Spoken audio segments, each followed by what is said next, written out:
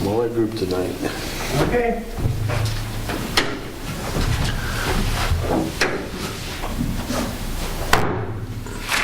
It's Ken Lauterbach, acting chairman of the Planning Commission. 374th meeting, council chambers at the City of College Place. Instead of a roll call, I'll just identify that Eileen Davis is here, that Dennis Olson is here, Ken Lauterbach is here, and Randall Renes Moroa. Sorry, I'm watching that one bad. So a meeting is called to session, and we have the consent of the agenda. We're going to push both the approval of the last minutes from September 19th and the approval of the regular agenda for October 17th together into one motion, if we would please. So moved. So moved by Dennis Olson. I second. Seconded by Eileen Davis. All in favor, say aye. Aye. Any opposed? Motion carried. Regular agenda is our workshop, comprehensive plan. Maybe I should have asked somebody else. I can't talk. You're doing just great. So we have Greg Dorn here, our consultant on the comprehensive plan, and he's gonna take it from here. Yeah, John, you might want to come around so you can see I'm the gonna move maps around too. as well. I'm not up on the commission. Appreciate you coming, Greg. Oh, thank you very much. I appreciate you guys coming. We have a lot of work to do tonight. Yeah. And I want to go through a couple of things quickly. If I go through too quickly, say slow down, but I want to get to the heart of the matter. Okay. So we can spend some time on it and not be hurried on that part. So we're talking about updating the comprehensive plan and the development regulations, and by law, as a part of that process, we should be looking at and thinking about a couple things. What's the future population growth going to be for the county as a whole and for the city? And what, if any, changes do we need to make in order to be able to accommodate that population growth? We also should be looking at, have there been changes in state law that might require some changes to the comprehensive plan? But the other part is, are there policy changes that the city would like to make so that the comprehensive plan stays in alignment with the city's vision? So that's kind of the three basic things that we should be looking at as we're looking to update the comprehensive plan. Similarly, with development regulations, we should be, first of all, asking ourselves what kind of changes do we need to make so that the regulations that implement the plan are consistent with the plan. So that's one thing. What changes in state law have there been that we have to address? And then are there other changes that we want to make so that the development regulations continue to work for the city and accomplish the things that we said we want to accomplish? So that's in theory what we should be doing with respect to the comprehensive plan and the development regulations. And in a perfect world, what we do is we start by providing with you a lot of information. Here's a demographic report of the city, and here's how the city has changed over the last 20 years. Here's the information from the state on the projected population growth for the county, so we can be thinking more specifically about how the city's population might change relative to Walla Wallace and the county as a whole. And we'd be looking at how is the land being used today and how much vacant land do we have. And then we'd be looking at goals and policies, talking about that, and then we'd be getting to the maps, and we'd be talking about changing the maps. But that's all in theory. In practice, we need to start at the end and start talking about the maps specifically, because the county has set some time frames and the city has to act quickly between now and the end of November to get some applications into the county so that we have a place in line over the next 6 months as the county considers changes to their land use maps. And if we miss this window of opportunity, it could be 8 to 10 more years before we have another opportunity. So this is a bus we don't want to miss. Wow. And so that's why we're going to change the agenda a little bit and provide some information, but jump right into the maps and take some time and talk about some of the issues that are before us immediately and how that relates to the county. So that's what we'd like to do tonight. In your packet, we gave you the first draft of a report that says land quantity analysis. And what that analysis does is looks at every parcel in the city and in every zoning district and says, okay, in each district, how many of the parcels are developed and how many of them are vacant, and of the vacant ones, how many have the potential to be developed or how many don't. So at the end, we can look and say, based on what we know about the city today, how much development potential is there? So that gives us a snapshot of current conditions. And then with that, we'd say, well, this is how we're projecting to grow. Here's what we have, here's what we're expecting, and here's what we'd like to see. So what changes do we need to make it work? So you're going to want to spend some time looking through that. I'm going to kind of spoil the story and jump right to the end. What does all of that say? And what it says is pretty interesting. It says that there's over 3,000 parcels of land in the city, 3,316. And it's about 1,600 acres. Only 339 of those parcels are vacant, representing about 426 acres. But of those vacant parcels, 70 have some kind of environmental constraints that may limit its development potential, and that's another 79 acres. So the bottom line is, out of all the land in the city, there's about 346 acres that's vacant that may be suitable for development. 20%. Not a lot of room to work with. But, and you have this in the report, this is the map that shows where the vacant land is. And so anything with, so the red, for instance, you can see on the map is vacant commercial land. Okay? So even at a distance, you can see, well, there's a couple of good-sized parcels of commercial land there that are vacant. Except this one is being developed. These three are being developed. This one is being developed. This one, the city has just received an application for. This one is not suitable for development.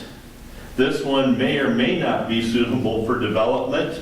And this is the area over where it was just annexed, and the property owners are working on development plans right now. It's right across from the school. So if you cross all that out, there's a few vacant parcels right off of Rose Street. And that's their commercial future. So let's talk about the industrial land. Now that's gray on the map. And you might say, Gray, you said? where is the gray on the map? Yeah, no, And that's the point. There isn't much at all, except for right here, and that's land kind of right in the center of the city, and it's owned by the university. And in the center of the city, served by residential streets, is not prime industrial land. No. So very little commercial, no industrial. No, that's the vacant industrial? Yep, yep. Okay, so I'm just wondering, where is the, I guess, utilized industrial in the city? Do we have, Oh, you've got a little bit C Street, right here and up here, a little bit on the Oh, north okay. side of town. all right. But one of the things about, you don't have Yeah. a lot of industrial to begin with. That's what I was kind of thinking. I don't even know where we have. Yeah. yeah, so it's the Blaze King building and then the storage units up by Gospel Outreach. All right. No, Evans is down there, right? Is that what you're talking about? Blaze King? Is that Evans? Yeah, Okay. yeah. Evans and Whitman. Yeah. Yeah, then you got, right, Yeah. Gospel Yeah. Outreach, and then Connors Flooring. Yep. And in general terms, if we have our city finance hats on, industrial uses tend to require the least in city services and generate the most in revenues. Commercial comes next, and typically residential requires more services than the taxes they generate. So in general terms, the more industrial and commercial you have, the economically stronger the foundation the city's on, and it's the taxes that the commercial industrial pays that enables the services to be provided to the residential areas cost effectively. So if you're looking at an equation with very little commercial plus no industrial, that's not a good equation, okay? And then of the commercial or the residential areas that you have, once again, this area right here was just annexed. And typically land gets annexed for a reason. It's because the property owners have development plans. Right. So if you take that out, you only have a little bit of vacant residential land. So you don't have much vacant land at all. So as you read the report, you'll see in each district there'll be more detail, but the bottom line is there's very little vacant land in all categories available other than the vacant land that's in that planned unit development. Garrison, yeah. And there is vacant residential land there. They've done it in phases, and you can see where it is. So there is some, but not a lot. There's some on Homestead, but it's going to be developed rapidly. Right. I know, And what's in the villages is about 14 acres. yeah. I noticed you completely left out the UGA column down the middle. That's right what we're going to talk about. Because of that, good call. Because of that, we have to talk about the urban growth areas. Right. And typically, you would see on a map significant urban growth areas, and you say, well, this is great, we just need to activate those urban growth areas. So remembering over here that this was a part of the city's urban growth area, and that was just annexed. Right. The only significant area that the city has is an urban growth areas around the airport. So that's what we want to talk about. And that's why I said I wanted to skip through a couple of things quickly, because I now want to spend some time. Okay. Let's talk about the airport. What did you say that big blue square is? That one, that's the sewage treatment plant and the trees Okay, gotcha. around it. Yep, Yeah. okay. So basically that's city property, and I noticed you got the university all blued out as well. Mm-hmm. Yeah, so that's a public reserve is what the blue is. So it covers schools and churches and Okay. public So I facilities. noticed you don't have any of the university's owned properties across Whitman blued out. Is there a reason that you have left those out of your diagram? They're not, they use them as student housing, but they're not part of the university's functions. They're not dormitories or educational facilities. Even if you look at where the Atlas is and a couple of those other properties, Right. they're not really considered part of the university. So are they taxed? Some of them are, some of them aren't, but Well, it's my understanding, because I sold one of the properties over there, and I valued one of the properties over there, so that either you become a parking lot or a building. and that's possible. Those, they will have to apply for land use changes. If they're planning to grow their university, they'll need to make applications to the city to make sure that that aligns with what the city has planned. Right. in those areas. And in fact, we've been talking with the university about that and about having, because the university has just adopted a master plan Right. of getting that master plan incorporated into the city comprehensive plan, so we have a shared vision, and then talk about how do we work together to make Right. that happen. So there could be a number of changes that are university related as we go through that. Yeah, all right. Just curious. So All right, back to your in a urban growth. perfect world, we'd have a number of urban growth areas, and we'd be talking about, gee, if we don't have much industrial, we should be looking to the industrial urban growth area, we should be looking to our commercial growth areas and our residential growth areas. You just, with the big annexation, the only real significant urban growth area we have is the area around the airfield. And this is a blow up of that area right here.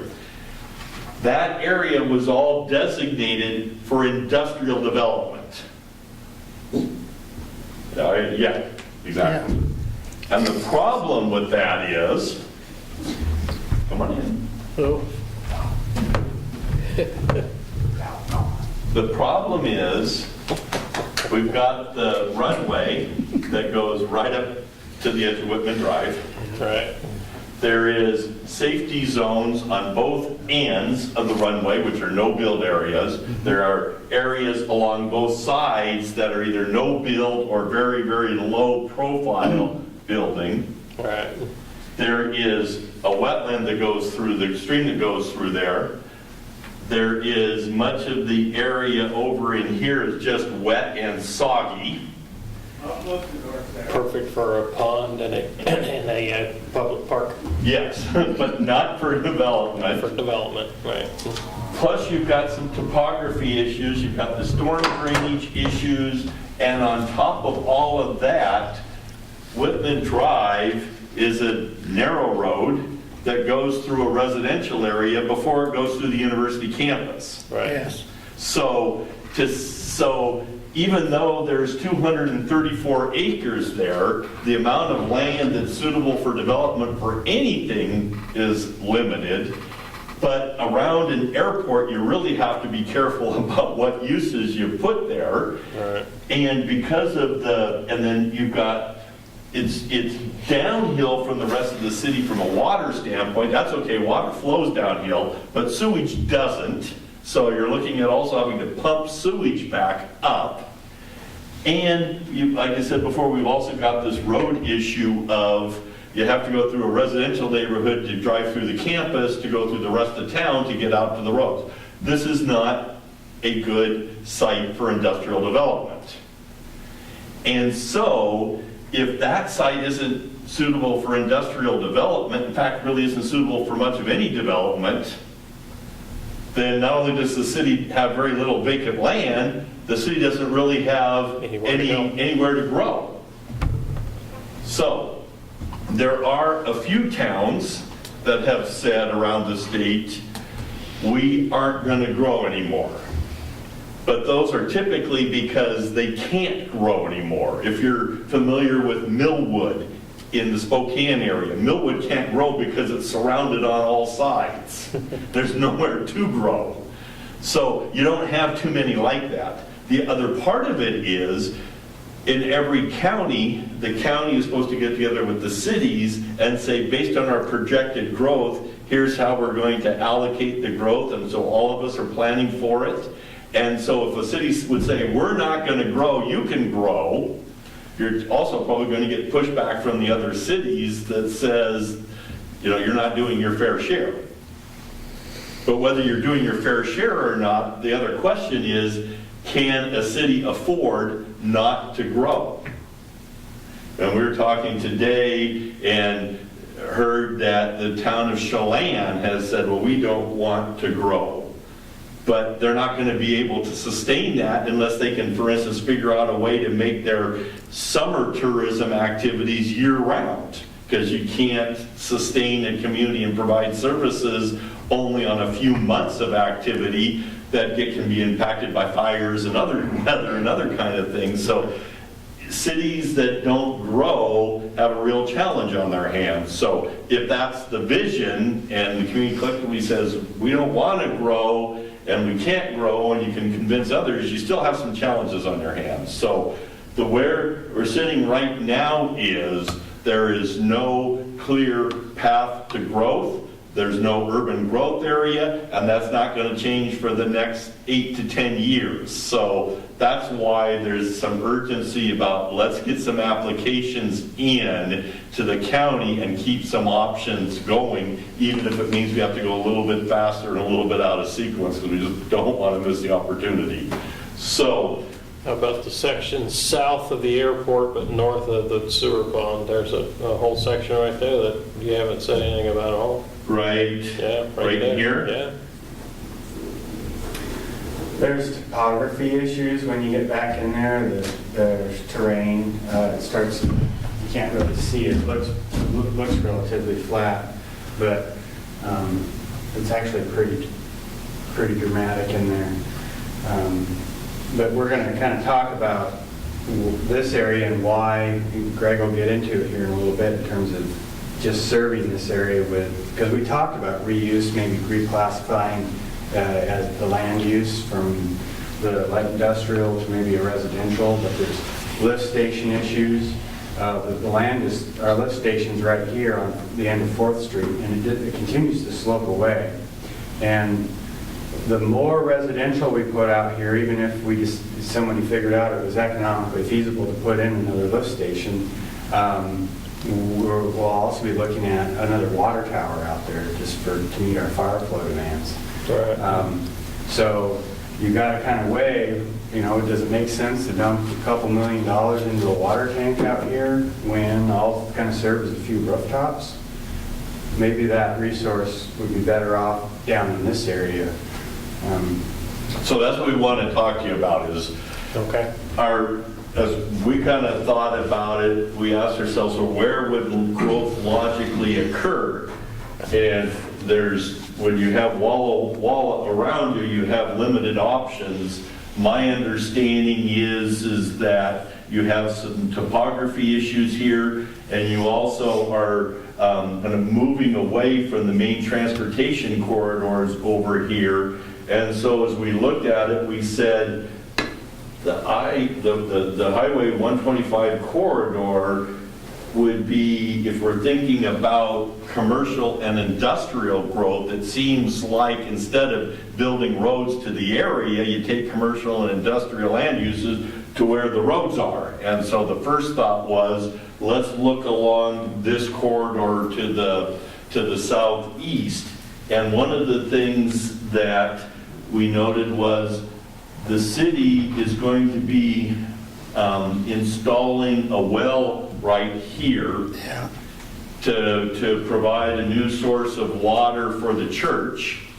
And there's going to be some looping of some lines that's going to improve the service in the area. But with a new well and the highway here, that was an area that we started to think about. And as we were thinking about it, then some property owners in this area came to the city and said, we'd like to develop our property and we'd like to annex into the city so we have access to city sewer and water. So as we were talking within the staff and we were contacted by some property owners, that kind of led us to focus on the southeast area.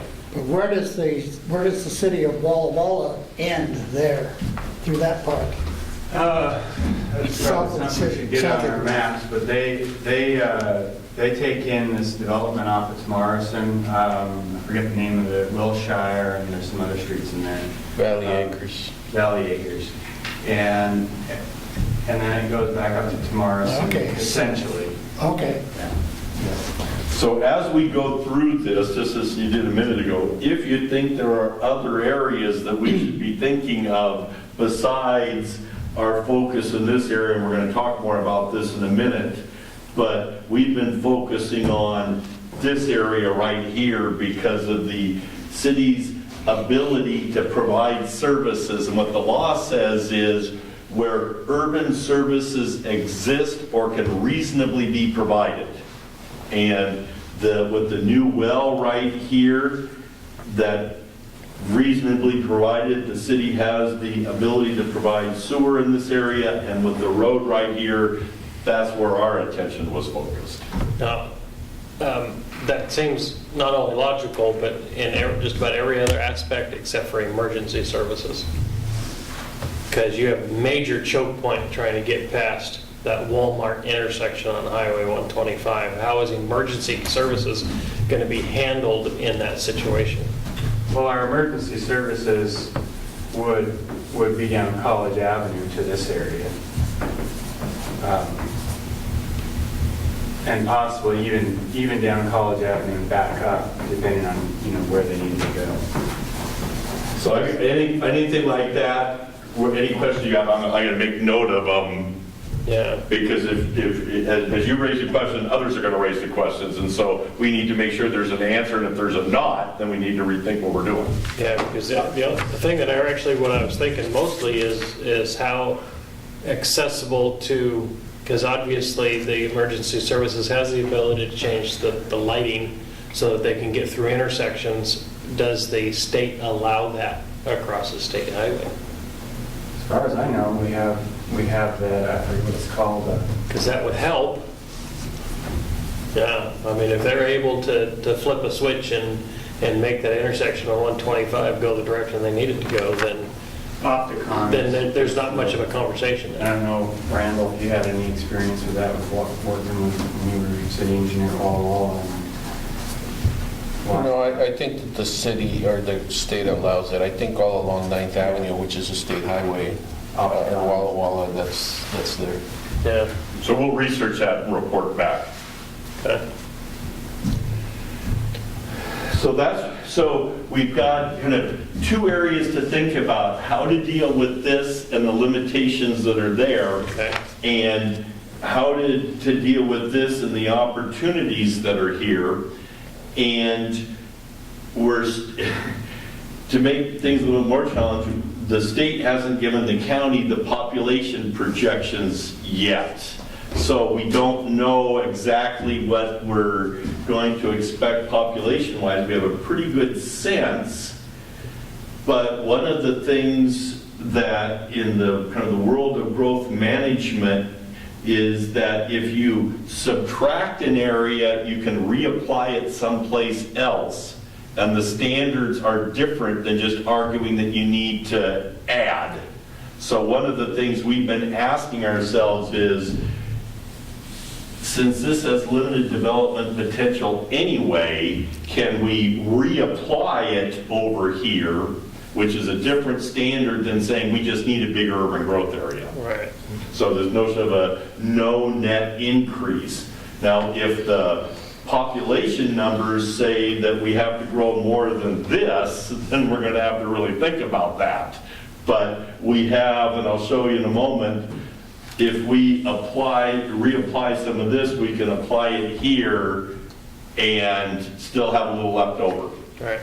So, I also have to ask one, sorry if I'm taking no, up these are your great time. questions, thank you. North of the airport, so north of Whitman, between Whitman and Wallula, why have we not considered that at all? I mean, you're not talking about that area at all. And to the left of where you're circling. Go all the way out to the end of the airport and go straight north. Yeah, right up there. Campbell Road to... All of that area right there should be our urban growth area as well, should it not? Well, if we were looking for solely rooftops, and that was the end goal, then I would say that's an area that we should be looking towards. But I was thinking more industrial.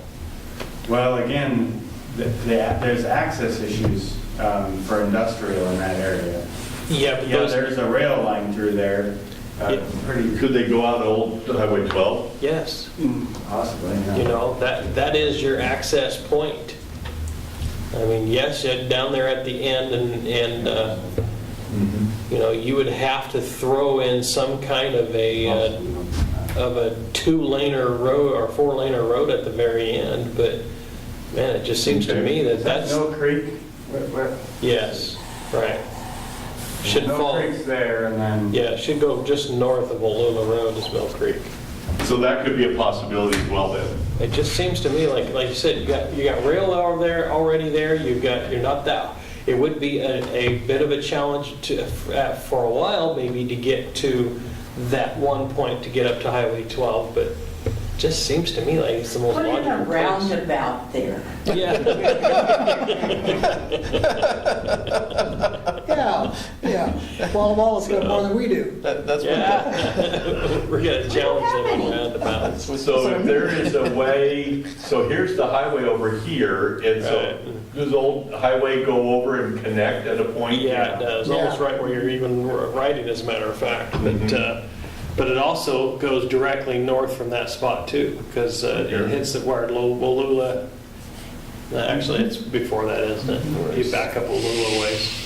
But anyway, that just seems to me that that's the logical place for a commercial, because commercial people, when you talk to them, you have 2 criteria, or 3.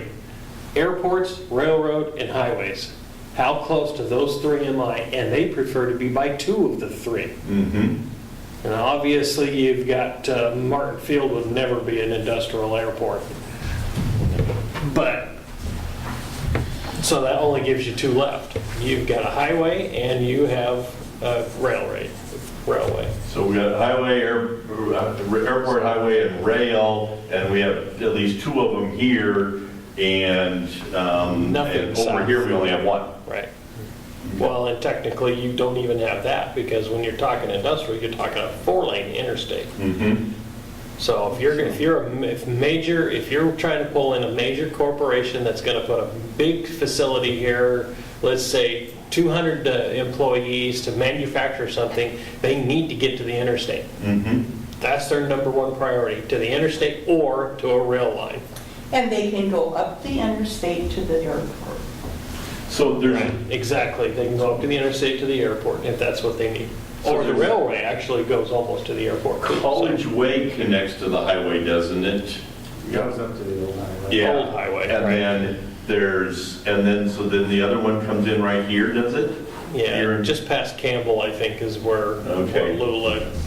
It doesn't go all the way up to the highway. Okay. They don't Yeah. have- There's not a connection. Okay. There's an access point. McMinn does, I think, where's Wallula on that or map? McKinney. Yeah. Is It's- Wallula Lula right is at the right top at of the that. top of the line that he wrote, the top red line he just wrote is Wallula. Yeah.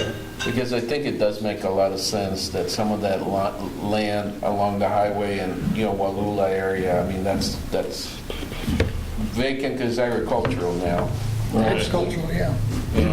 And that would be a great commercial area because you're right there on the old highway and you just go straight up to, access to the freeway. and- Yeah, your access to the freeway from that point's within what? It's less than a mile. It's really not that difficult, not hard to get from there. Yeah, you get- And it's a decent road, except for at the very end where that stupid bridge is at the end of Wallula. So, So I'm just Well, but, yeah. looking here to see what the county says about that. That is Probably AR5. agriculture residential. Half acre? yeah, I think you are right. I think it is AR5, because I tried to sell a piece of property out there next to the railroad, and they wouldn't let me split it. They Yeah. wouldn't let my client split it. Okay. So one thing we can do is we can do some more research on this to see if this has potential for either industrial development or residential development. Yeah. And I've always thought too, and some of it is already developed, but, from Whitman up to basically Wallula and more around like Academy or Hussey, kind of there for residential and not really for, but there's a lot of kind of low density residential or some parcels back in there. And I always thought that, that probably could be an area that the city could Yeah. expand into for residential. Martin's is right there. Martin's Archery, Yeah, Martin's Archery is right at the end of Wallula. yeah. So does the city have any talkage about what would happen if they actually finish Highway 12? Because if Highway 12 becomes a full interstate all the way to the Tri-Cities, you gotta know we're gonna grow. That's gonna make it about a 40-minute commute from that end of of College Place to the Tri-Cities. And there'll be no better place to put residential than right next to the highway. Where is that in the planning or discussions right They've now? got 4-lane all the way to the top of the grade just on the other side of Touchy. So they're already going to bypass Touchy and Loudon, which is your Yeah. major choke point now. Yeah. That's where everything slows down. So that's a big Even plus. And they've purchased all the property that goes from there all the way to bypass and out to the other side of the Boise Cascade plant. They've purchased all the property, they've done the surveys, they've done all of the financial stuff except for the physical building. And they need $150 million to physically do the building, but they got everything else done and ready to go. I sat across that for 4 days at the fair just recently and listened to those guys talk for 4 days to everybody that walked by. I know all there is to know about it. Way more than I ever wanted to know about it. Okay, if we continue to encourage residential, which we want to grow in numbers, we've got to have commercial and industrial in there, or we cannot support ourselves. Right. You're right. Yeah. So let me add something in so we can kind of compare and contrast some areas. Okay. Down in, well, just one quick thought here. In talking with the property owner, Mr. Cheney, there is a little bit of area up that's elevated above the rest of it, about 15 acres in here. And with the development occurring over here, and they've got road and utilities stubbed in. All right, up to that point. So it looks, even though this whole thing was designated industrial, it might make sense to at least keep this much in the urban growth area, just change it from industrial to residential. Yeah. So that would be a little bit of Yeah, residential. that makes a lot of sense. But as we were looking down here, this area that kind of fronts along the highway down to Old Milton Highway, much of that, but not all of it, has the potential to be commercial. There's, I think, a question about does the area, because there is some elevation drop off, so there are some, maybe this portion down here may not be suitable for commercial, but at least if you're this parcel, which is a large parcel, and with some of the properties that are fronting here, and then you have another one, vacant one right here, you have some potential for commercial in that area. This area, which is over by Soaring Hawk, property owners have approached the city and said, we'd like to be a part of the city. So this could be potentially residential, this could be potentially commercial, and there has been some talk with the port and with the property owner here that this could potentially be industrial, more of a business campus type. So under that scenario, there is the potential for residential, commercial, and industrial, but all three of those areas would have to be added to the city's urban growth area in order to do that. Is part of what you're counting as commercial where the school is? No. Oh, yes. With Christ Community Fellowship. Have you? Which to some degree, I mean, it could happen, but, I also see it's already used as a different use. Yeah, but that's church and school there. If they were offered premium dollar, they'd probably take it in a minute and go someplace else. Well, the issue with that here in this area, though, is that there usually is some other property that doesn't require buying out a building and so forth. There's some vacant land somewhere. It might not be in College Place, it might be in Walla Walla, but...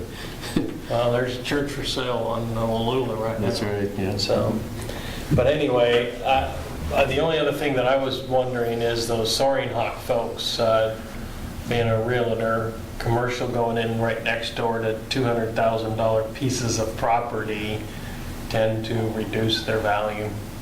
Have they been talked to about the potential of that happen if they come into the city? Jason and John Hare are the two brothers, and they're partnered with John Davin. Okay. And they own the ground that's Right. being farmed across the street from the 1-acre lots. And they are the ones that have approached us and are interested in coming into the city, and they are well aware that we would prefer to have commercial across the street part of on it. Pepper's Bridge. Okay. And they've known that they wanted to get in 6 years ago. And when they built that, that's why they created that big berm there to isolate themselves from the highway. For one Okay. thing. Right. There's probably going to be some opposition from some of the rim lots I can imagine. along there.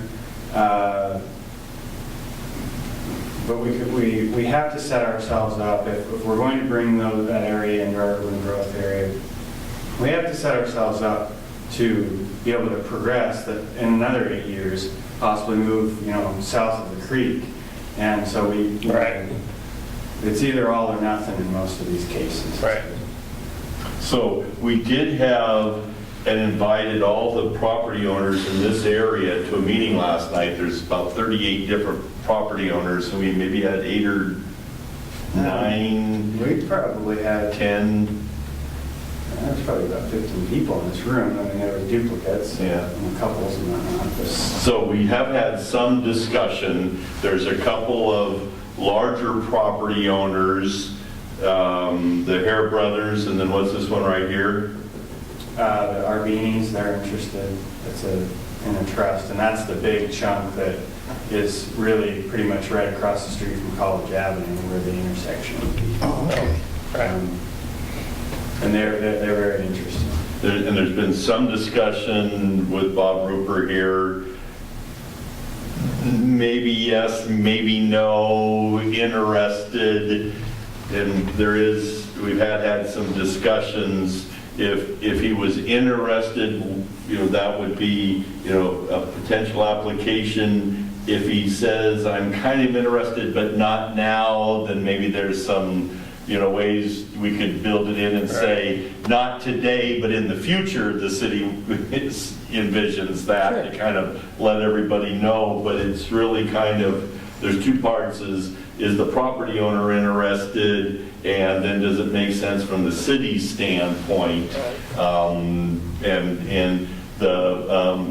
John and Mike have talked to the port, and the port is very interested in that as a potential site, but really more for a larger business campus kind of development, so it would be the right kind of use. So on the east side and the south side of your green part there, is that going to be future potential development for the city? Or is there a reason you're not asking, that whole section, is there a reason you're not asking that to be part of your That kind of growth? comes into our buildable lands analysis and how much we can actually ask for. Okay, that's what I was wondering. This is all great ideas. I mean, really, in an ideal world, we would just draw, a big box around us, and then we would just slowly grow out into it. Right. But that's not the way growth management works. Right. And there are special interest groups out there, and the state that is looking at, if we do a land grab, there's a potential for a challenge. Yeah, you have and to justify it. lawsuits. So, the county's the one that gets sued, because they're the ones that approve the UGAs, and they've been sued. The last time we went through, there was some stuff in Walla Walla that was, they spent several $100,000 defending. So we have different commissioners now, and so they haven't been through that process before, but they've heard of it. They've been well versed from their This attorney. area is 10 acres smaller than this. So one of the things that we looked at is not only what makes sense, but how does it, this matches up pretty good. Yeah, that's why I was wondering, because isn't the airport already in your UGA? Yes. It is, yeah. So you're actually not growing the Exactly. UGA, you're just shifting it. A Right. UGA adjustment. I thought our idea here was to actually grow the UGA. Well, it is, but the numbers aren't, although we're trying to paint a very solid picture that we don't have a lot of room to grow. We're growing at less than 1%. So that's not, Right. in most communities, that's not considered growth. Right, I could see that. I But thought it if was we higher don't than that. have, Exactly, that's what I was It's going to the say. current- How can we grow especially industrial or commercial if we don't have the We don't have land? So any. we we don't can't. have, We had no yeah. place to even put them, even if they wanted to Right, come and here. so that's where I'm actually more concerned even than residential is, where does it make sense to have industrial and commercial? And frankly, I'm thinking that we don't just say, okay, we just want to swap. Yeah, we can do the swap for sure, that makes sense, but then we should probably say, and we're Swap going to plus. grow. Yeah, swap plus Yeah. some amount, I don't know, especially if it makes sense towards some industrial, commercial area. What do you, I mean, do you think, if we were to do a swap plus scenario, for instance, do you think this, what do you think would be the, Well, definitely down there, because we're already saying that area, if we could grow it a little bit, that would make sense to me. But the other place, and it's sort of isolated though, that really makes sense is if we could get a SWAT right around the old highway there. I don't know if it'd be around Wallula or somewhere, because it's right on the highway and there's some land there, and that would be, to me, a perfect commercial, industrial, definitely more like industrial area if we could. probably more industrial than Yeah, commercial, right, because you're trying to industrial. get on the Yeah, fringe of the right, residential yeah. area, but that might be good. That would be a great I don't commercial, disagree or I with mean you. industrial. I think those are good thoughts. I honestly don't think that they're realistic. I don't think that we would get something, a proposal like that through the county.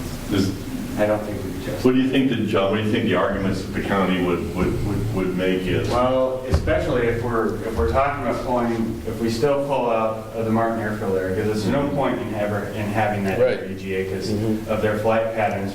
They literally cannot, they can hardly build hangars along the side of their airfield, let alone any sort of building. Right. So it's worthless to us. It is worthless to us, so it's just eating up. When you look at the numbers, it looks like we have plenty of space to grow light industrial, but we don't. We don't.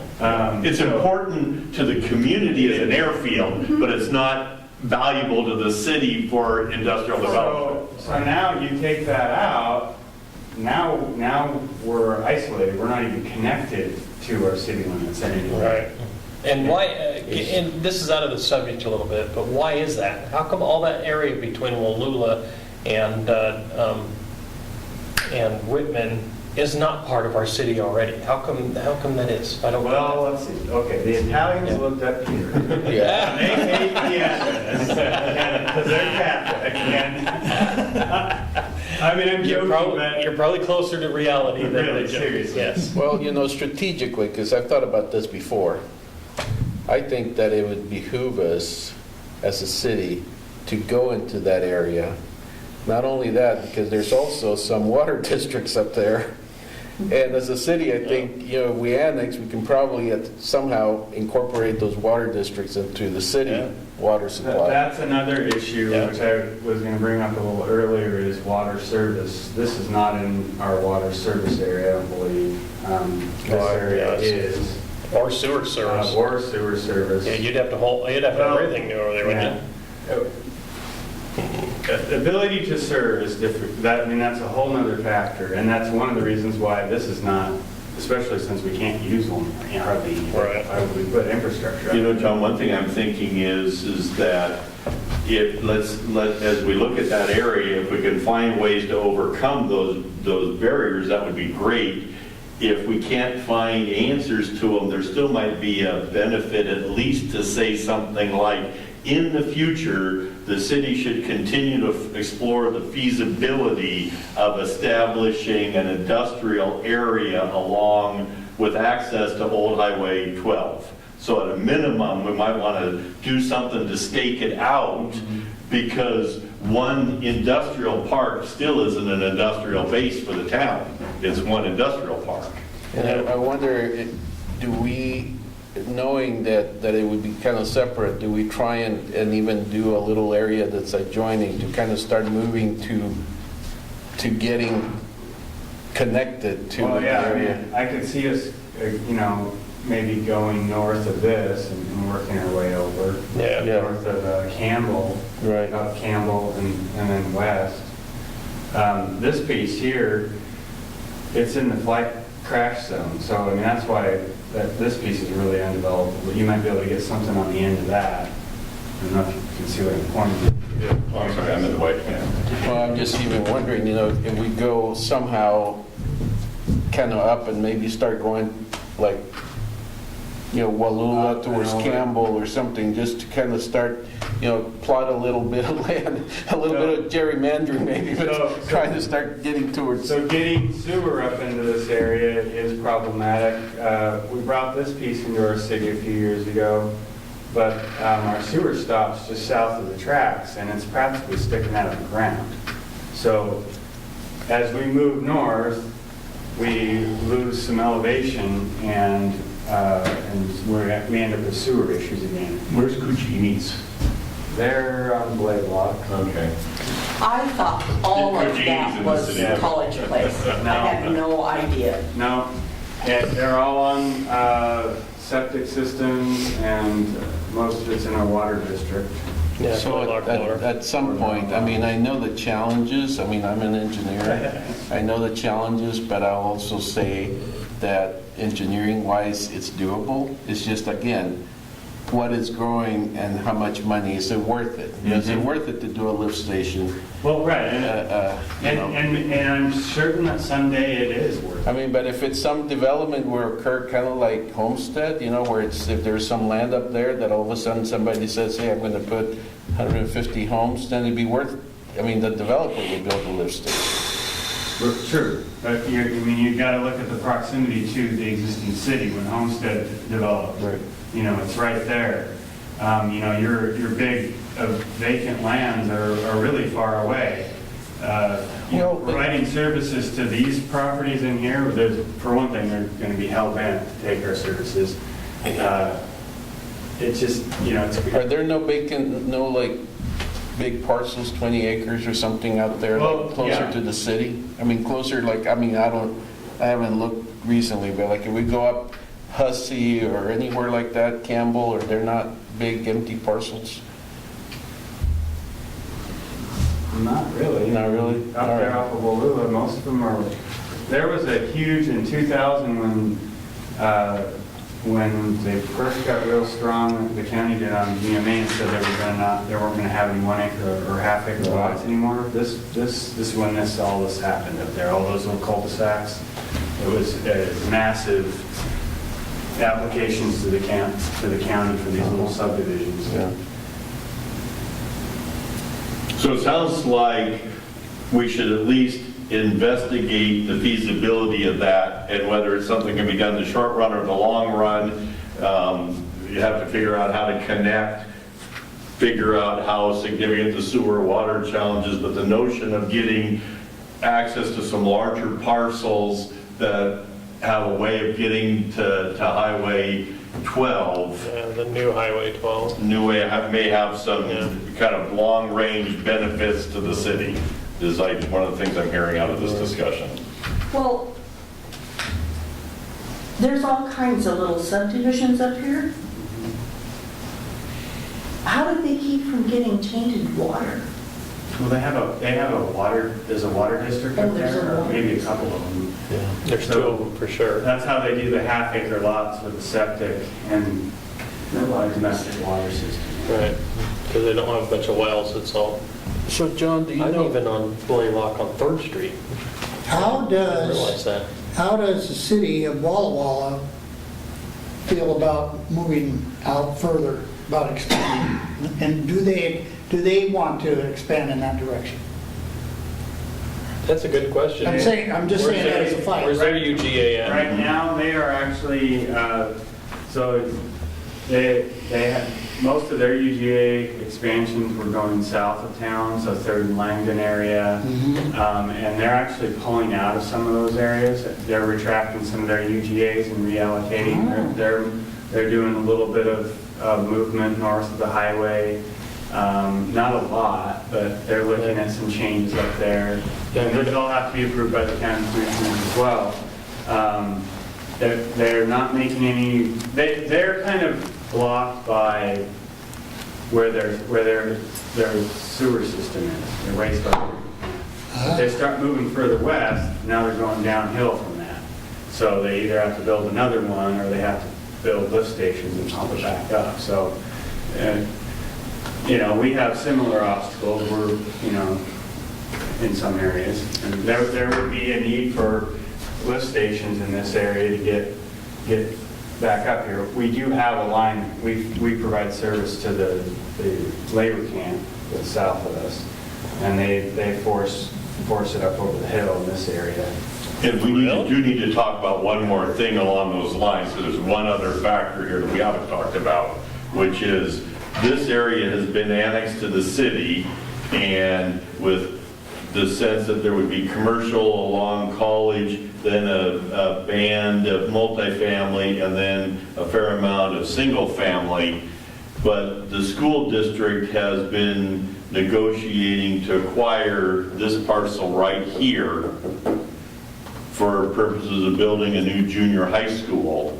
And they've been talking with these folks because there would be opportunity to share sewer and water, and there would have to be some coordination of access because this site doesn't have access for a junior high school. So there's another variable right here to add to the equation. Is that parcel, it's in the green, is that proposed to be added to the UGA? Yes, because if it's going to be a school and it's going to serve largely residences in the urban area, it has to be in the urban growth area. And so if the school district is going to buy it, then that ends up becoming another application to add to the urban growth area.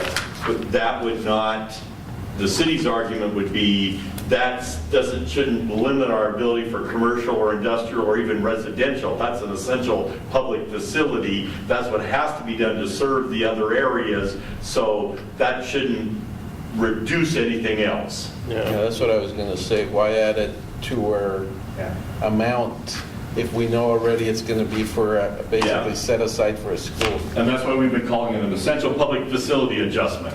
Doesn't count. So that's It's off the books. That's separate from that one. Now, that's not very close to town, is it? Well, here's the high school right here, and then the 200 acres that just were annexed. This is Majon here up here. So I mean, it's just south, basically. If you draw that straight line, it's south of where South College Avenue is.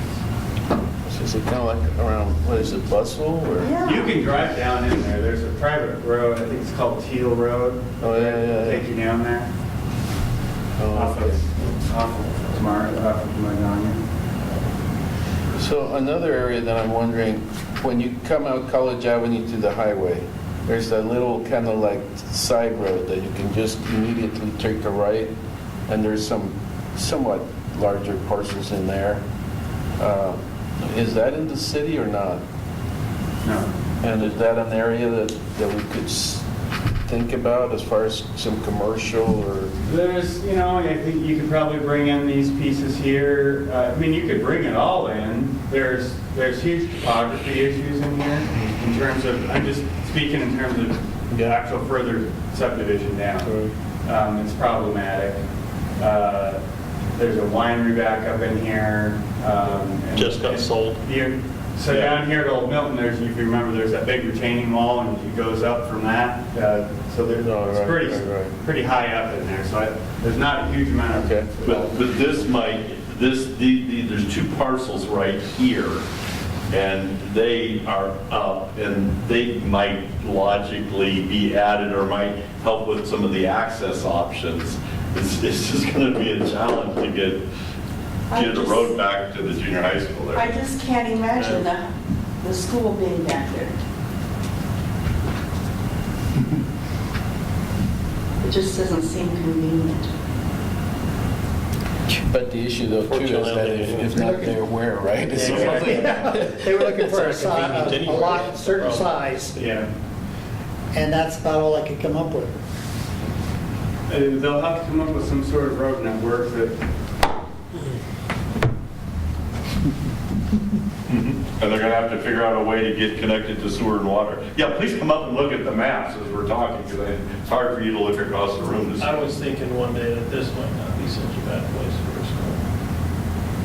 Because then you could use this river back here as biology, and you could teach these kids with Mother Nature how to do stuff. I think that's a fantastic idea. If you would like to go talk to the school board before they buy that property. That's farmland now, The it's school open. board has been Yeah, it's just talking, farmland. they've been talking to the Conans for a long time about that piece of property. I think they like the proximity to their high school so that there can be some, the sidewalks and stuff in place, and there can be some interactions still with the high school and facilities. That's still far. Is it 2 miles from the high school? No, it's not that far. It's not that far? It's probably a half mile.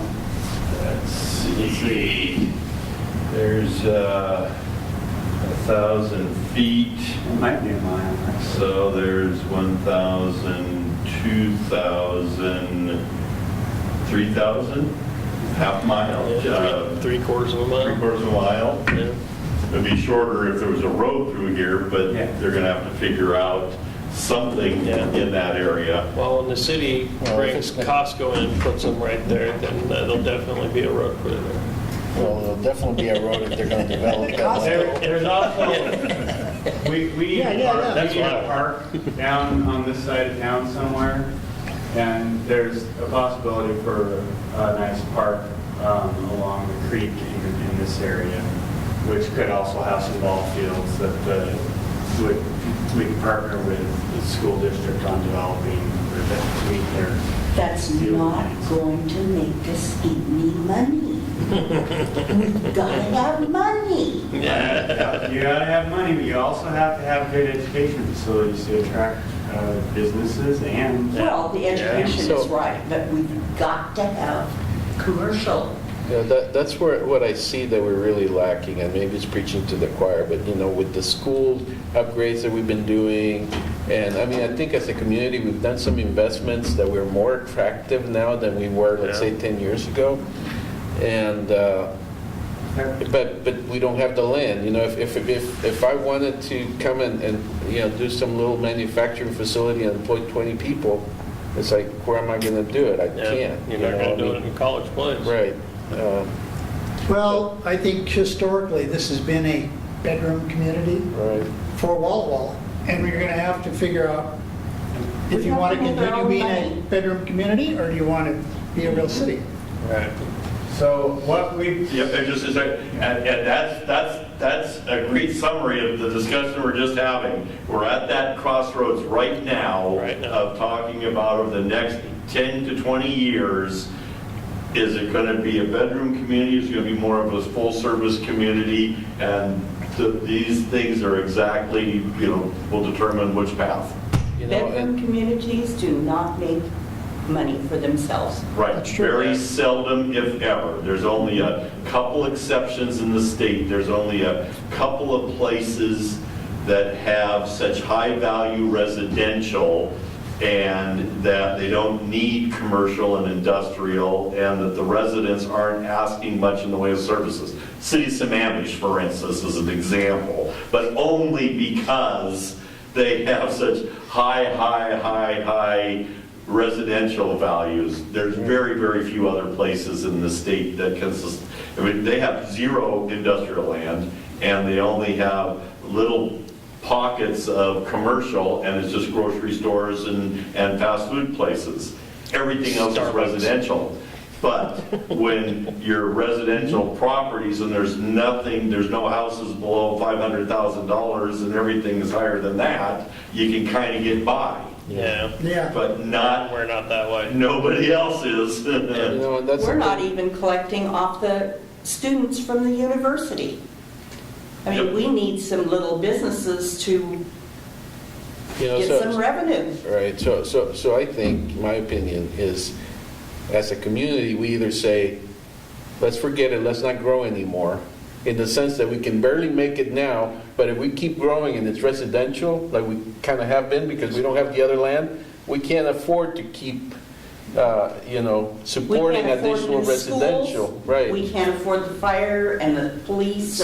So we need some other income stream. So if we're going to grow, then we need to better get some industrial, commercial land so that hopefully we can fill it, right? So somebody, if we have it, they'll come and develop. And so part of that equation is being able to provide those services to that industrial ground so that it can be developed. And that is one thing that's appealing about this property, as well as, what we have going on here on the inside, that's in College Place already, is that we can, we're putting a well in right here.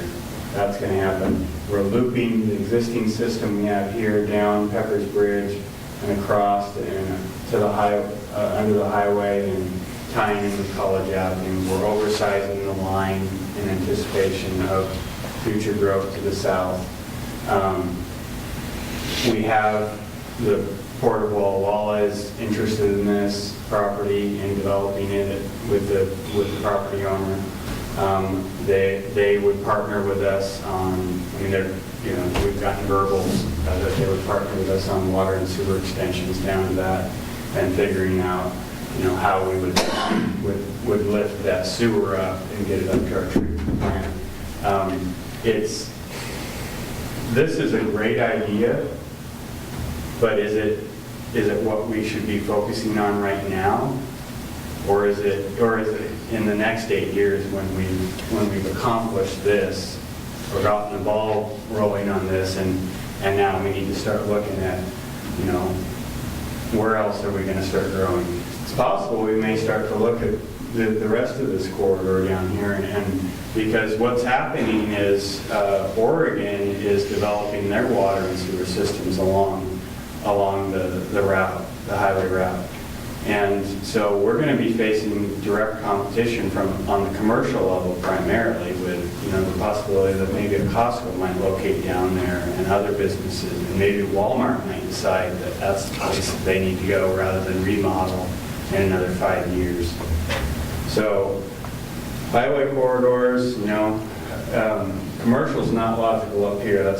We're not going to draw people, but the light industrial, I think, is a good thing to keep in mind and to start looking at, how can we get there?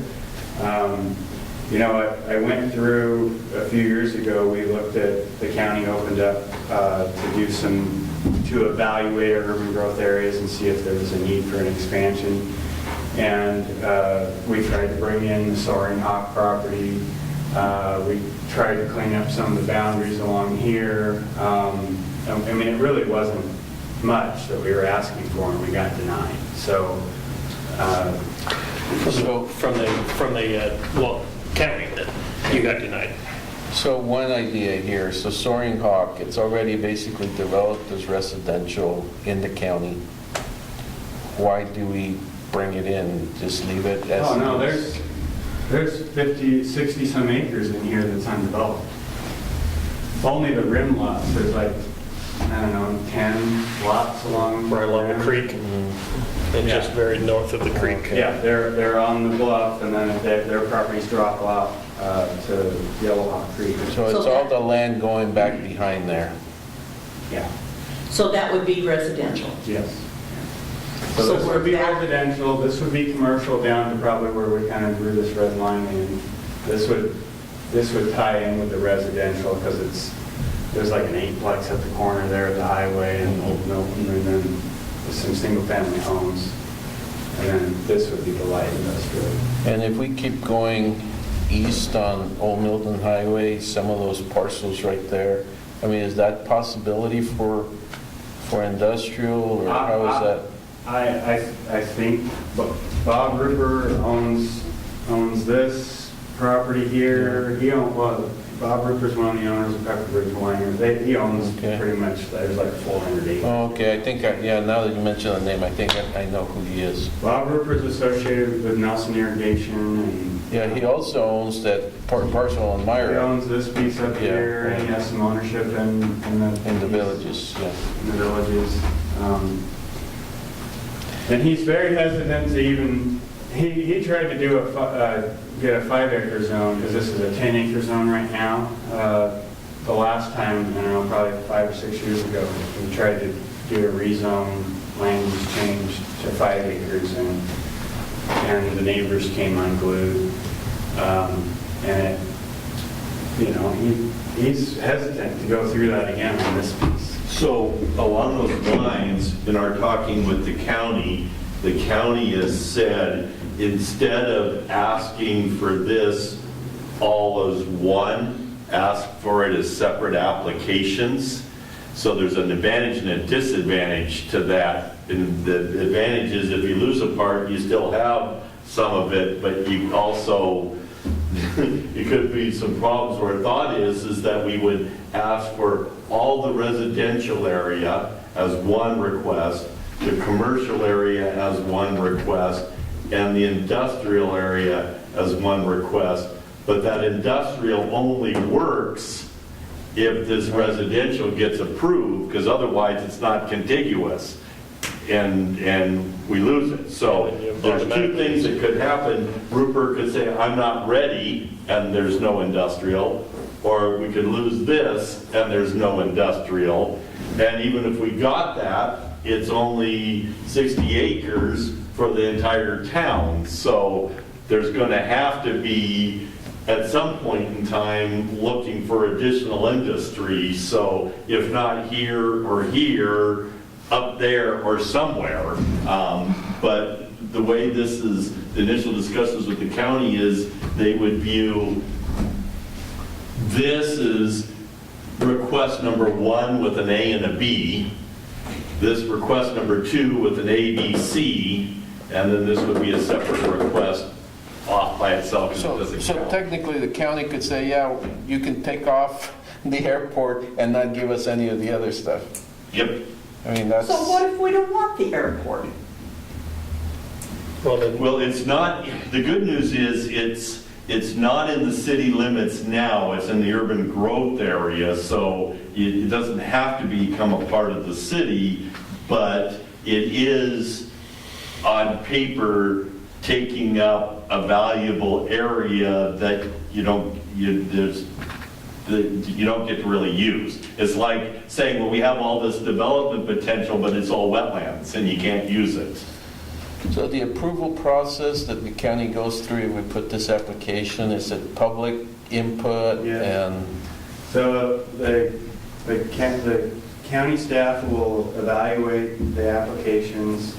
There'll be a public comment period. Property owners will be notified, the affected property owners, and within 300 feet, I believe that's their notification boundary. Hearings before their planning commission. They have a 7-member planning commission, and their recommendation will be forwarded on to the county commissioners, and the 3 county commissioners either agree with the recommendation or they can go a different direction, just like our council can do the same thing with your recommendations. So yeah, it's an emotional process. You're talking about land. So at some point, like if Mr. Rupert says no, it could be, he says, yes, we have planned, then during the present, no, I changed my mind. They probably just say, okay, well, then we'll take it off. Because they're not going to go probably against a property owner. Probably not for an area that large. No, and that's the other factor. Anytime if we're going to make an application, we're going to for an area like this, we're going to get a letter of commitment in support from the property owner. The Arvinis are probably our biggest advocate in this area, and it's we stand to gain the most from that piece. The others are, they're smaller, chopped up. The one on the corner is another 70 per piece up by the intersection at Walmart. But, we'll get a commitment from the Bear Brothers. We do have a kind of a fallback position because there is a risk. I mean, we could get the airport could be taken out and we could not get all of this. That's not really a loss because you can't really develop around the airport, but you're losing it on paper. So we do have kind of a backup strategy of that's 234 acres, and anything we don't get somewhere else, we would write a policy that says that the city is reserving that as an urban reserve to be applied in the future, so that we don't have to start all over again, but that's have some kind of way of being able to argue. We used to have that, and we should still have it if we don't get it the first time. Right. So, but we're not necessarily going to go in to tell the county that because it makes it easier for them to say no. Right. Well, that land up there where that question mark is, that's farmland. There, I think that's impossible. Yeah, we would have a lot of work to do, and I don't think we could accomplish it in 30 days. No. And then I don't know what the math would work in our favor. Yeah. But we The other thing is that when you look at UGA expansions, they look at rooftops. The state, their formulas for expansion is based on rooftops and not the industry that you need to get the rooftops. It doesn't work real well for areas that are not growing real quickly but want to be prepared. That road Like to grow a is little more McKinney. quickly. So I just had a thought too, if we end up wanting to have some continuity, do we reserve a little bit of this, like a little corridor so we can get to McKinney Road? If we want to then go up McKinney at some point and over? I mean, I don't know, I'm just. Yeah, or see if we could just, or come off from someplace. Yeah, you have to have a point of departure, you have to have a point of connection. Those sort of A railroad here too. sliver annexations or sliver. Well, no, I'm just saying, because we have that, if we actually keep a little bit up here. Well, here's the problem. I don't want to discourage the idea, but the problem with that is that all that area up in here is tied to the airport. Now you get down here a little bit, not so much, but up in here, the argument here is this is all part of the airport. So we have to be able to figure out a way to be able to justify slicing some of it off. Yeah, and generally you do your Slice UGAs this. by legal description of some sort or property boundary. Yeah. We're going to have to create a legal description for this one here. I don't know how to do that.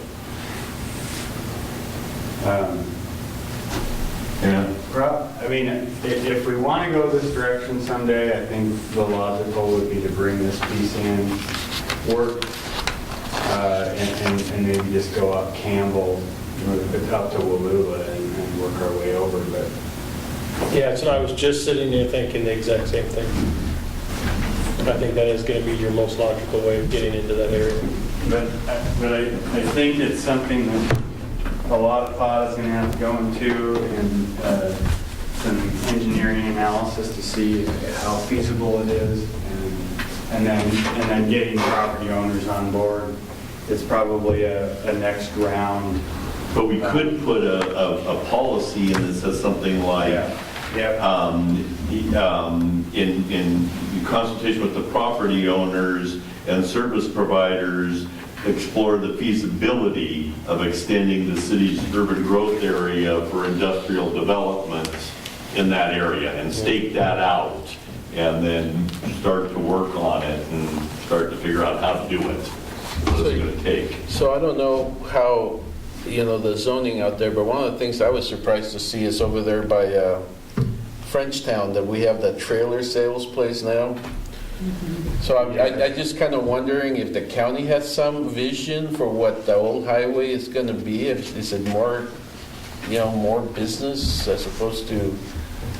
I noticed that too. They got that in through additional It took me permit years. based on an ag-related business. And it took them Which 8 is a years. stretch, if you Yeah. ask me. Yeah. I think it's an awful spot where they put it because of where the French county is. Right. But, yeah, Many that's times. that's my Money opinion. in So that's politics. how it went. Somebody got their palms greased on that one. So, I think the idea along there, I don't think the zoning's gonna change. I think it'll stay what it is, and wine-related activities probably will continue to dominate that corridor. But we're going to try to meet with the county tomorrow morning, and so we can certainly float the trial balloon and see how they react to it. I think John's right. I think we need to get ourselves hooked up into the stuff on the south and work our way that way for now. And the next batch around, another 8 years, then start going another direction. But because like I said, I've done this business stuff most of my life, and I've been around industrial parks. I've worked in industrial parks for a long time. I know that they require airport, railway, or a highway. So if we're ever going to have any kind of industrial, true industrial, and I like Martin Archery, but in reality, they're not a true industrial. I mean, yes, they do some stuff, and they employ 20 people or so. Well, I'm talking 100 to 200 people worth of manufacturing of some kind. You have to be around 2 of those things. That's just what they're going to tell you. Well, I mean, you've got Key Technology, which is not by any of those. Yeah. I mean, there is a rail line, There's a rail line. but they don't utilize it. Yeah.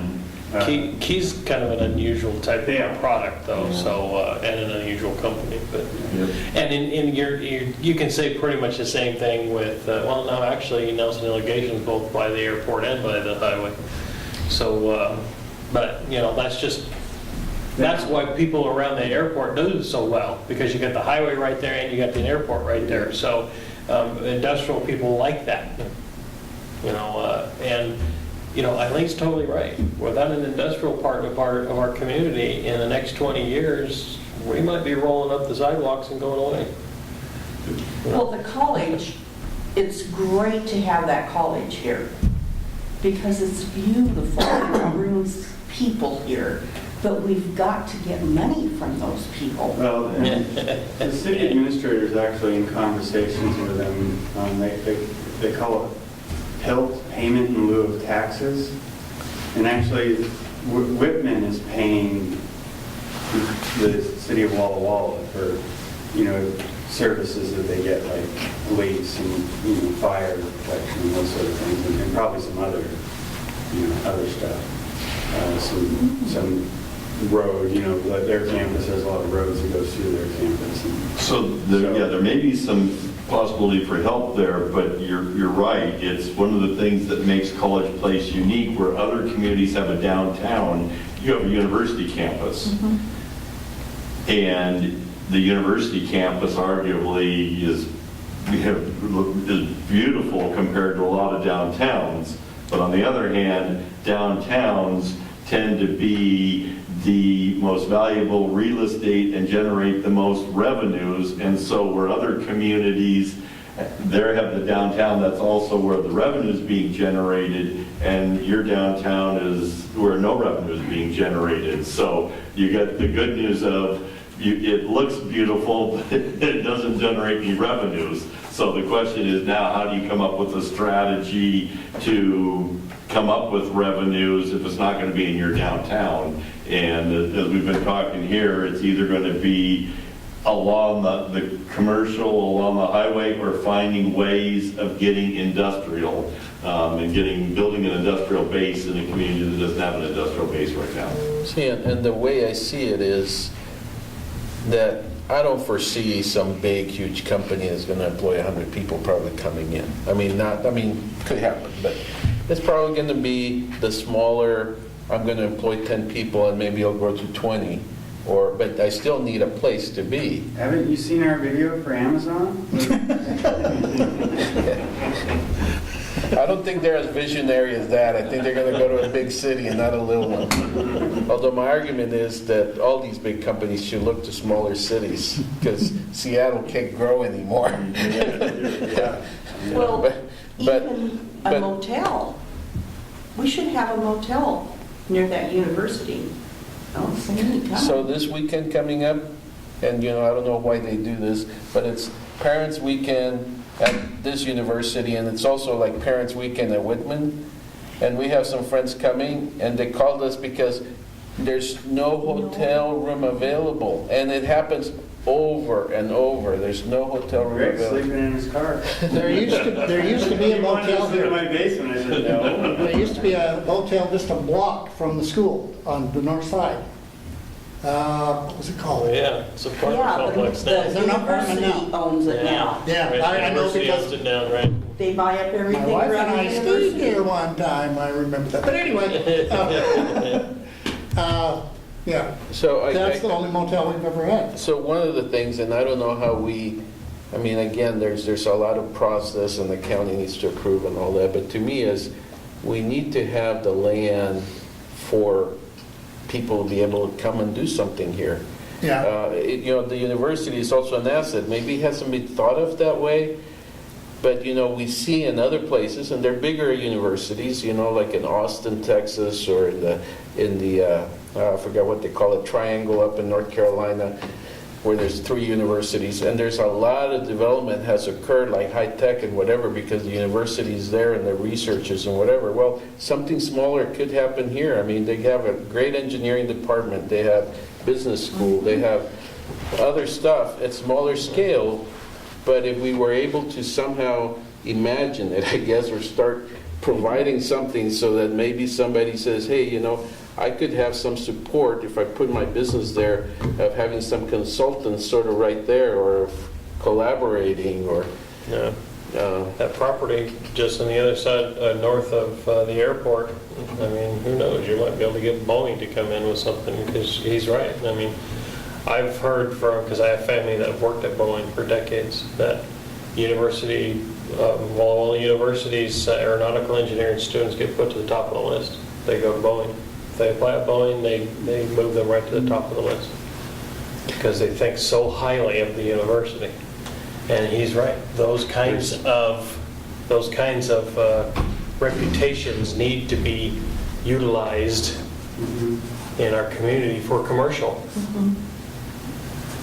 Industrial. Excuse me, you're right, industrial, sorry. But that land, I'm telling you, those farmers aren't going to let go of that land. Well, farmers die. that's exactly. hate to say it, Just don't put any more when the vineyards in farmer there. dies, and then the kids are not the farmers They anymore. don't want to wanna- do it. They don't want to do it. They don't want to do I've made a note, not only that we should have comprehensive plan policies that talk about the importance of identifying areas in the future that can be in that old Highway 12 corridor area for industrial development, but another one which is in partnership with the university to identify opportunities for business industrial development in partnership with the university. Yeah. And it seems like both of those are important strategies. So, I just thought of this, and I'm sorry, maybe I shouldn't take the time now, but there's a couple of, the automotive program here at the university too is one of the few automotive programs that actually you get like a bachelor's degree. And there's a couple of those young people that in the last couple or 3 years, I saw an article, ended up being hired in California to one of these design places by one of the big companies. I don't remember, a Japanese company, Mazda or somebody. And again, it's sort of like there's few graduates, because we're a small college, but a lot of these companies, like you saying, Boeing and whatever, we end up with some quality graduates, and they have some quality programs. And I think that as a city, even the university, we don't exploit it enough. Even the university is so tied up doing their own thing. I think somebody needs to think beyond the box, and it could be an opportunity for our city. Well, and if we can some way get the university to hear our heart that we want to cooperate and want them to help us grow our town. So if they can advertise through their students and say, we want to give you opportunities, but we've got to cooperate together. There is, the partnerships between cities and universities are pretty powerful. And look at Spokane as an example. Spokane has now a university district. They used to have Gonzaga, now they have a university district because Washington State is there, Eastern is there, and WSU has moved all of their health science related things there. So the WSU moved their pharmacy school from Pullman up. They now have a new medical school. They have a new medical research facility. They have a new nursing program. They've been putting all of their medical and health science related things into that area, and that's been a partnership between the university, the city, and the medical community. And there are numerous examples where, based on the strengths of different universities, the city and the university form a partnership. Just like you suggested, let's figure out what our strengths are and let's build around our strengths. And so that's not out of the question. You know, we have some smaller companies that we can look at, like CM Bell, right here. And again, what is that? Well, they're from this area, graduates from the university, and their business, most of their business is not local. You know, they have customers in California and here and there.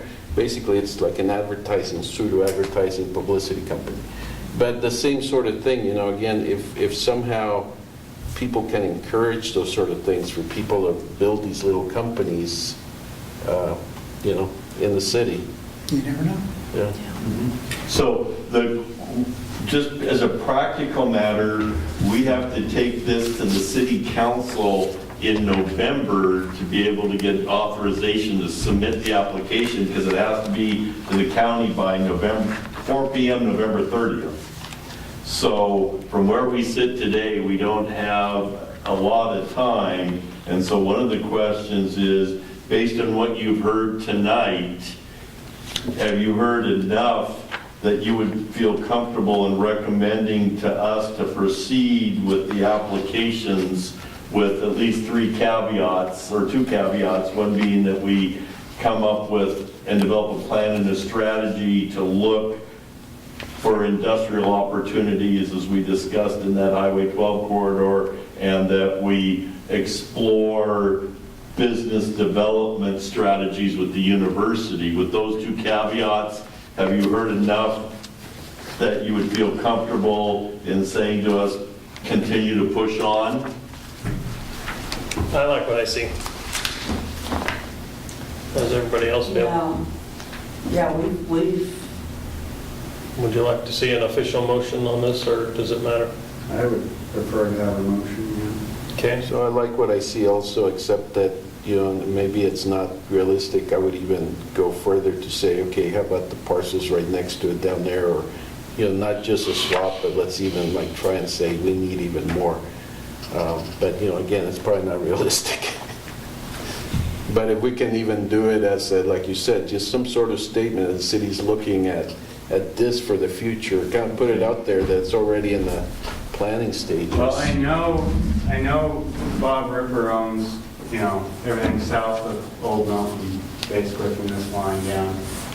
And that, I know he will not bring in any more than this piece here.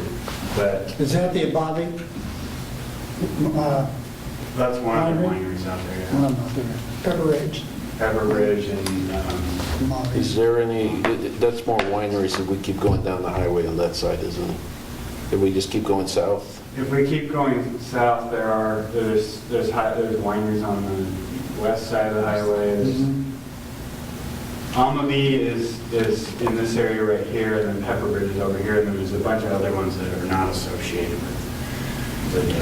I'm just sort of But he thinking, owns all you that know, land? But he has, I think it's 400 acres. It's a big square rectangle. He has some partnerships with other people, but. Yeah. So in reality, if, I also- not for now, but for 10 years from now, or if stuff really starts to happening, the place to go, it's probably not going to be in that area, because we're going to end up being, again, kind of blocked. That even puts it more in the, I think, this idea that may be up on the old US 12. Yeah, the northwest side. I could see us moving, along the highway corridor a little bit, Yeah, Old Milton Highway. that direction. All of it's being actively farmed. Right. This is Welcome Table Farms, they're organic farmers, I know them personally, and these are all in some stage of farming. Now, Amavi is already there. Hmm? Amavi is already there. And Pepper Ridge. Amity is down here now. Oh, it's down below, okay. But your encouragement, I think, is a good one, which is don't stop here and look either this way or this way, as we also look at that way and with the university. That we've got to keep pushing on a number of fronts to have some opportunities, and a couple of different ones, because just one opportunity isn't going to be enough. Yeah. So I guess we're looking for a motion that says we agree with the proposal at this point, with the addition to the current proposal to add a potential discussion about the northwest area, maybe at some time in the next 10 years getting to be added to. So that would be the motion. Looking for. I'm not making the motion, I'm proposing the motion. Yeah, I got you. So somebody needs to agree with that or not. All right, so I guess let me try it. Well, you could, this part, again, can be a statement that we would put in our comprehensive plan. It doesn't necessarily have to be tied to Okay. a motion about this. All right, well, let's back it up then and say that we're looking for a motion that says we would like to move forward with the proposed removal of the airport as a UGA, and add the southeastern area that has been proposed. So moved. That's also easy. Dennis Olson has moved the motion. Is there a second? I second. Okay, Eileen Davis has seconded the motion. All in favor? Aye. Any opposed? Motion is And carried. We'll note in the discussion that we will work on comprehensive plan policies to address these three items as well. Okay. So can I make another motion? Yeah. So a motion that we recommend, I don't know if it's to council or what, but to recommend looking for the next UGA amendment area timeframe for some industrial land along US Highway 12 in the vicinity of College Place. And that, yeah. Okay, the motion's out there. Do we have a second? I second. Eileen Davis has seconded Wendell's motion. All in favor, say aye. Aye. Aye. Any opposed? That motion's carried as well. Excellent, thank you. Now, that will go in as a statement, I take. Yeah. That's Yeah. right. Yeah. Correct. Yep. And we're going to have lots of opportunities to analyze our, the goals and policies of our comp plan. That would be a goal and policy, or a goal we have in there. Yeah, and I would think we would have one, for instance, because we have a cluster we're working on with the university, then one of them would be to identify business development partnership opportunities with the university. With the university.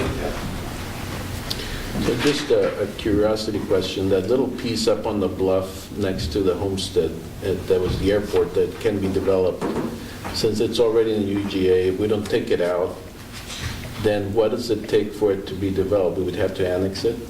Yeah, so we'll have to still apply to the county to change the land use because it's To still in residential, UGA, right. to residential, but it would require an annexation and the property's already stubbed.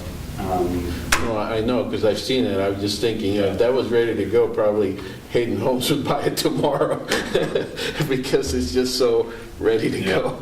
That little I mean, they piece won't up be able to there. get very many homes up there, maybe, Well, another. they probably get, 6 acres, you said, right?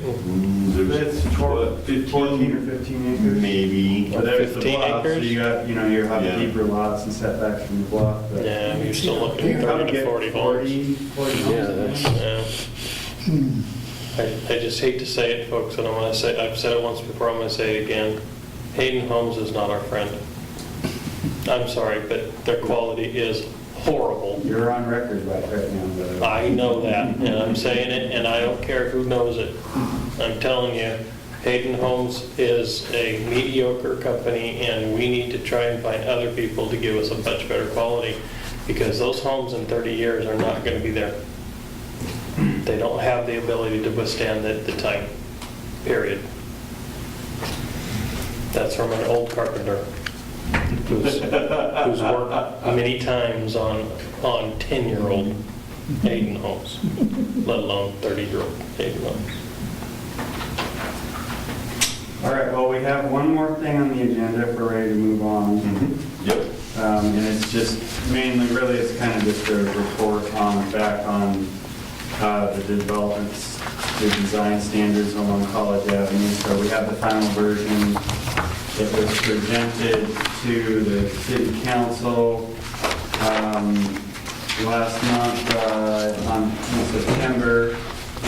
They seem to be on board with what they've seen, and so I'd like you guys to look through it the next month, because the plan would be that if I can fit it into my schedule, we'll have a hearing at the next council, the next planning commission meeting, and what it will be is we'll ask that you make a recommendation to council to adopt or to approve the design guidelines for College Avenue, and then there will also be a public hearing to amend the downtown mixed-use code to reference in some capacity that any new development meet the design standards, may adopt design standards. So now that you mentioned it, do we not want to use the downtown mixed use for any kind of commercial besides the smaller commercial? I mean, is there any room for large commercial in our downtown area? Not the way we've identified it in the existing comp plan. Okay, I was just curious. I mean, Andy's struggles that site is really, they would like to be on a bigger site, and you Yeah. have probably heard the rumors that they had signed on with the mall last year. I never heard they actually signed. I know they were considering it. So, I mean, So- it's a tight spot for bigger businesses, it's just, Yeah, I feel for them because they got an awesome business there and they do need more space. Mhm. That's why I was wondering, I hadn't thought about it till just this minute and say, okay, is the city actually earmarking it for anything? Because you'd have to go back a block, yeah. maybe an extra block. And yeah, it would be, anyway. So That's it's out of the zone, but some of that property that in front of the high school that just got annexed and developed, is some of that commercial that, for instance, an Andy's could potentially go over there? Yes, that across from high school, that red strip is commercial. We'll likely see a PUD happen in there, so that commercial may morph into the center of it a little bit, and also along the College Avenue side. Yeah, that's a possibility that they could build a new facility in a different location on College Avenue. the development, that we have a development application in on the property south of Home Depot on Whitman, and they'd like to have a grocery store in there as well, kind of a higher end. Not that Andy's couldn't come. Right across from the big box stores, huh? Yeah. But the other half of this, there's, I think it's about 10 acres or 14 acres next to the water tanks that is going to have 180 high-end apartments on it. Oh, my. Their Farron Group is the developer, and they're out of Montana, and that's all they do is high-end apartments. And they like that site. They're partnered with the owner. Is Palish looking at other? Well, any other they may area? condo them, but that's not. Is Palish looking at any other areas than where they are now? No. I think as soon as Polish sells all their homes, at least in College Place, that they will pack their bags and probably leave the city. Yeah, well, they still work in Providence too, so. Yeah, Providence and that. So is that, what you just told us, that's really already been applied for? Is that really happening, or is still preliminary? The apartments will happen in this next year. We'll see what happens. The mall in Walla Walla seems to be signing more and more tenants, which is good. A lot of those have been amazing. tenants that we've been working on to try to recruit to our, and they've liked what they've seen here. Walla Walla snatching them up. So, I mean, if the mall fills up, you never know. Costco could be back on the board, or a whole another different type of development similar to what they're doing over here. Right. Take place. So I thought I read something in the comprehensive plan that the city wants to put a new police station over in that area too. Is that correct? No, there's nothing in our comprehensive plan about, And they even gave an address to it. in our comprehensive plan? The packet that was online that I was reading. I'd have to go back through it again. There was something also, wasn't it, on the budget? Not this one. Yeah, it was in the budget. It was in the budget, they had like a police building or Yeah, something. Oh, you may have, okay, in that capital facility. right, the capital facility plan, that's it. I know that there's been some discussion about that yellow piece there, which is across the street, that we were going to surplus it at one point, but the appraisals came back higher than what the developers were willing to pay. Oh, okay. So that was going to be actually north of the, I think there's been some thought about a police station there. I don't know that it's been written down anywhere. I know that we will need a new police station at some point. I mean, they're in the annex building. It's working for them now, but they're going to outgrow it. And it's not a as we grow, they grow. Yeah. No, that makes sense. So, that's possible, but more likely than not would see an expansion of the fire station and have a joint facility. Probably more likely. But that also might be another spot for a well. Oh, yeah. That would make sense, That right? would make sense.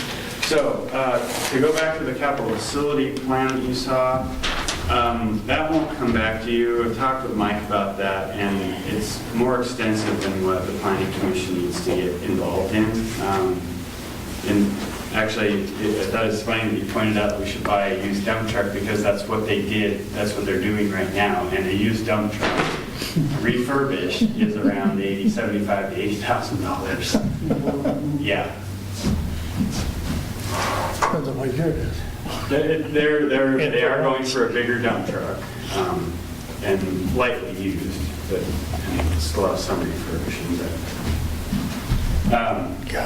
But at any rate, what we will take from that is the capital facility sections that apply to water and sewer related and transportation related planning.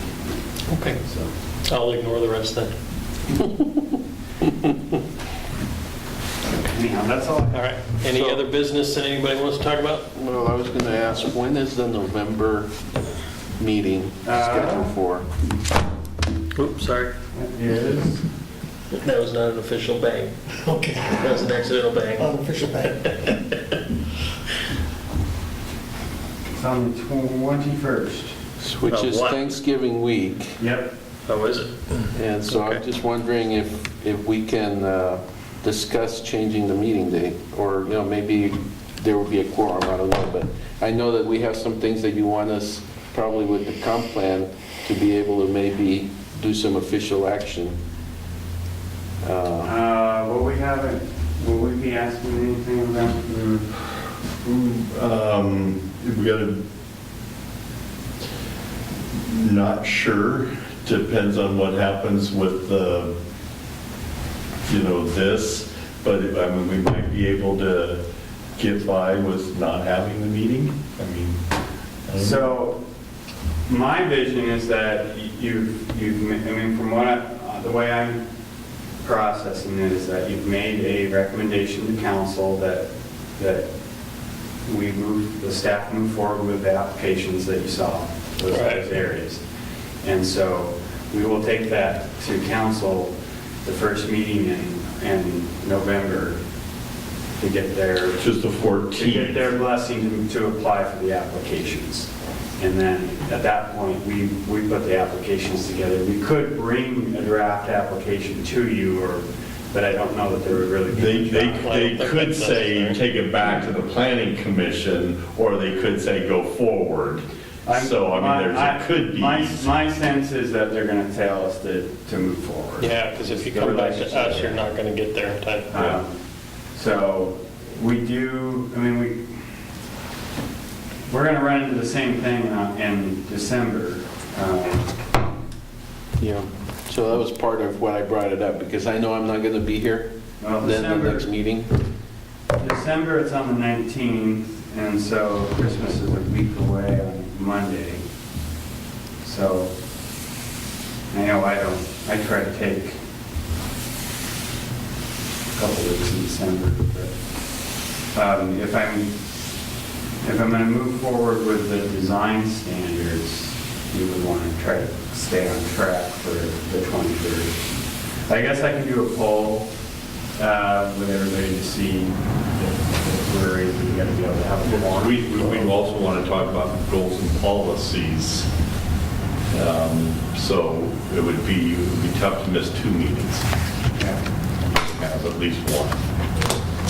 So maybe we can find a time after Thanksgiving, but before Christmas, if the 21st, if the December meeting doesn't work. Well, we could do the 28th. No, that's a council meeting.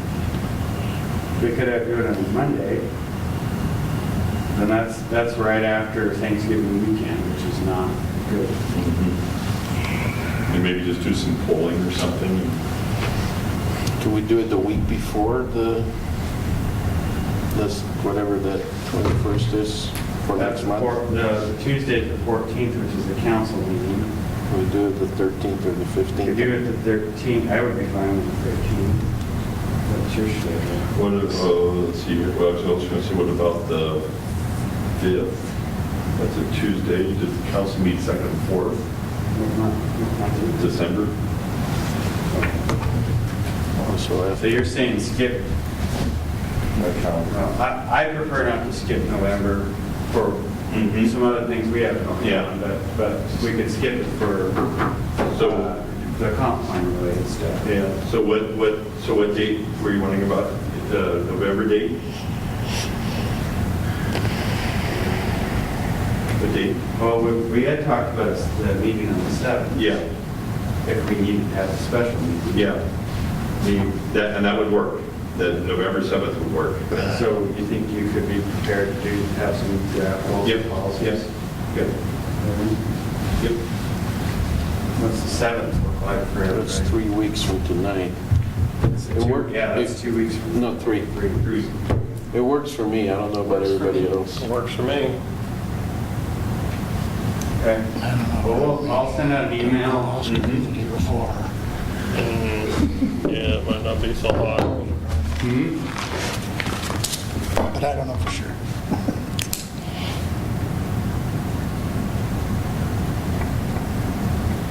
Yep. Yeah, that worked. So that's November 7, you're saying?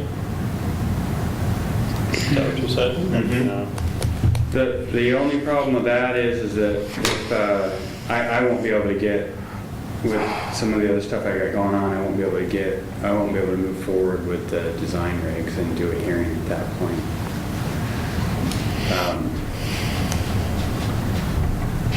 We could do goals and policies, compact goals and policies. Well, I know, but then I don't want to have 2 meetings in Yeah. a month. Yeah. Are you available on the 21st? Yep. So let's stick with the 21st for now. I mean, Randall, it sounds like you're not going to be available. No, I'm gone that week. Actually, I leave that afternoon, the 21st, Well, right after school. as we can see, we're not going to be able to have everybody here at every meeting, but Yeah. I'll make sure that we can have a quorum then, and then we'll probably take the December off. It's kind of sounding like, unless we have. Again, unless we do it like the week before maybe or something, but It's hard to move things around, unless we absolutely have to. All right, Greg, what's your schedule in December? It's not bad at all right now.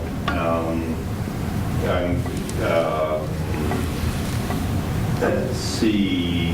I mean, the 19th is a week before Christmas, really. yeah, actually, And all for I think that would work for me actually, right now. Don't have anything planned that far out. Yeah, and that's, the 19th is good for me.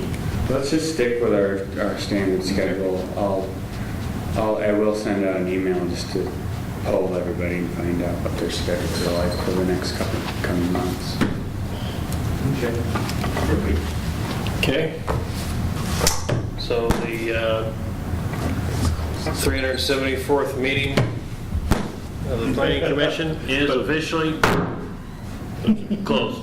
Close that.